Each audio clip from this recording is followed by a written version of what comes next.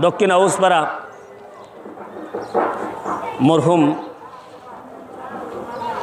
সিরাজউদ্দিন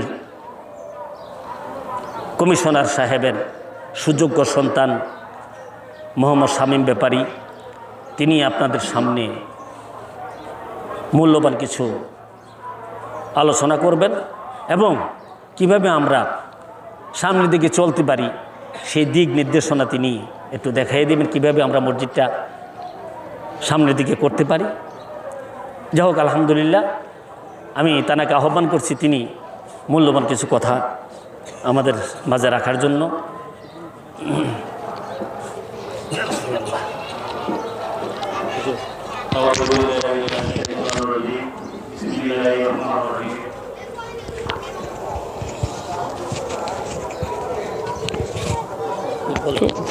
সকল প্রশংসা এই সৃষ্টিকর্তা মহান আল্লাহ রাব্বুল আলামিনের দরবারে অসংখ্য শুকরিয়া জ্ঞাপন করি।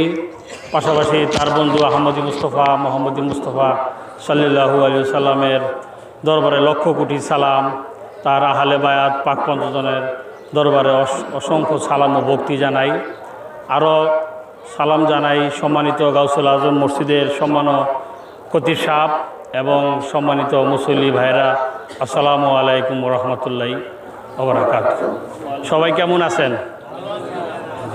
তো আমি প্রথমেই ক্ষমা চেয়ে নিলাম, মসজিদ আল্লাহর ঘর, এখানে বক্তব্য এবং ভাষণ দেওয়ার কিছু নেই। সম্মানিত খতিব সাহেবের অনুরোধে আপনাদের সামনে আমি দাঁড়িয়ে দুই চারটা কথা বলার মতো সুযোগ হয়েছে, এই জন্য আমি আপনাদের কাছে আমি কৃতজ্ঞতা প্রকাশ করি। আর সৃষ্টিকর্তা মহান আল্লাহর দরবারে অসংখ্য সালাম জানাই যে উনি দুই চারটা কথা বলার সুযোগ করে আমাকে দিয়েছে। আসলে সত্যিকারের অর্থে 10 জনের সহযোগিতায় মসজিদ, মাদ্রাসা এবং অলিয়া উলিয়াদের দরবার উন্নতি হয়। এককের সিদ্ধান্তে কিছু হয় না, এটা 10 জনের জিনিস 10 জনের হাতেই করতে হয়। তো আমি মসজিদের একজন মুসল্লি এবং একজন খাদেম হিসাবে আপনাদের সকলের কাছে অনুরোধ করব, যেইভাবে এবং এই অসংখ্য মুসল্লি ভাইদের উপস্থিতিতে আমার এই কথাটা বলার উদ্দেশ্য একটাই, যে প্রচণ্ড গরম এবং উপরে এক হিসাবে খোলা আকাশেই বলা চলে, এইভাবে নামাজ পড়া অনেক কষ্টের ব্যাপার। তবে আমি সকলের কাছে অনুরোধ করব, যদি সবাই মিলে করি কাজ হারি জিতি নাহিলাস। তা আল্লাহর ঘর মসজিদ, এখানে আমরা নামাজ পড়ব, আল্লাহর দরবারে শুকরিয়া করব এবং সকলের জন্য দোয়া করব।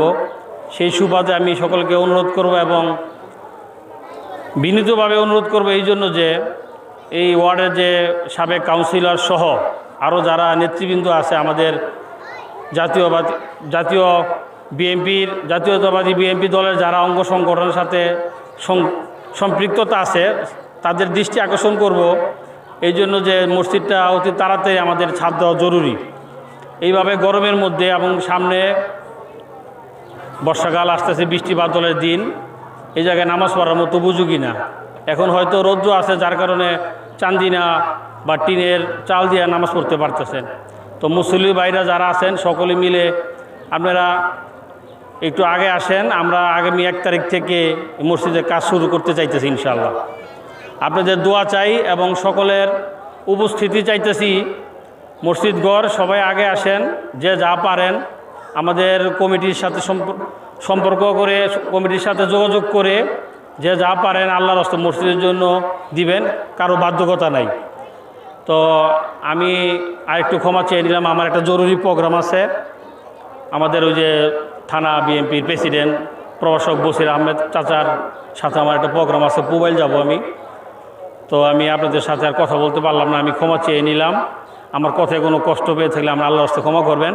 এবং মসজিদের জন্য আমি আসি, আমি আমার তরফ থেকে যতটুকু সম্ভব করব, আপনারা সহযোগিতা করেন যাতে করে আল্লাহর ঘর মসজিদটা তাড়াতাড়ি সাজ হয়ে যায় ইনশাআল্লাহ।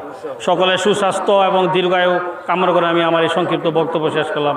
আসসালামু আলাইকুম রহমতুল্লাহি ওয়া বারাকাতুহু।